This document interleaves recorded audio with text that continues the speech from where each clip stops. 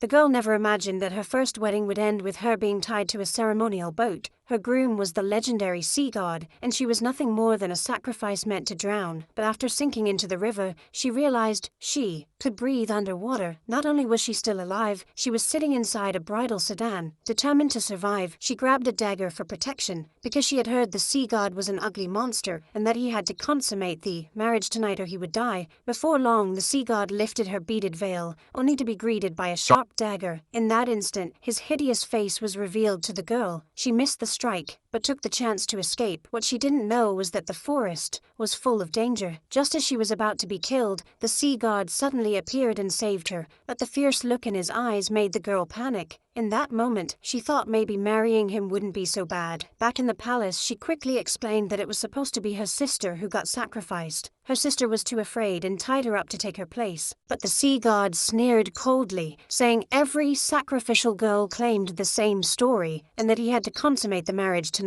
or he would die. He added that her opinion didn't matter. Just then, the sea god's illness started acting up. Seeing this, the girl quickly pulled out her dagger. The sea god thought she was going to kill him, but in the next second, she cut herself instead. She said her blood could cure any illness. The sea god had no other choice. After all, the girl was now his wife. When he drank her blood, he was shocked to feel the pain begin to fade. With confusion in his eyes, he asked why she didn't run away. When he heard her say she thought he was a good person, he asked why her blood could heal him. She explained that since childhood, her wounds healed faster than normal. The sea god immediately warned her to keep this secret, or she'd be used or even killed. When the maid saw the sea god return, she asked if the new sacrifice was causing trouble, but the sea god replied that the girl's blood had saved his life, and he was too weak to consummate the marriage. The maid was shocked and believed the girl was his destined one. She found the girl and explained that the sea god's family had been cursed for generations. Only by consummating with his destined one could the curse be broken, and if a human wanted to leave safely, they would need a sea god's pearl to protect them. The girl asked how she could get one. The maid said the sea god had to willingly give it. The girl thought for a moment, then asked if she could leave after consummating with the sea god. When the maid confirmed, she started acting more affectionate. At first, the sea god was touched, thinking she had finally accepted him, but then she asked if she could go home after they consummated. That question instantly enraged the sea god. He coldly said he had no interest. Hurt by his rejection, the girl came up with a new plan to go home. She knew that if she was in danger, the sea god would come to save her, and he did. She survived, but didn't run away. Instead, she turned back because she saw the sea god was about to get hurt. When he saw she was wounded, he quickly helped her sit under a tree to rest. He scolded her for trying to escape, but the girl said nothing and motioned for him to come closer. The next second, she took out a handkerchief and covered his mouth.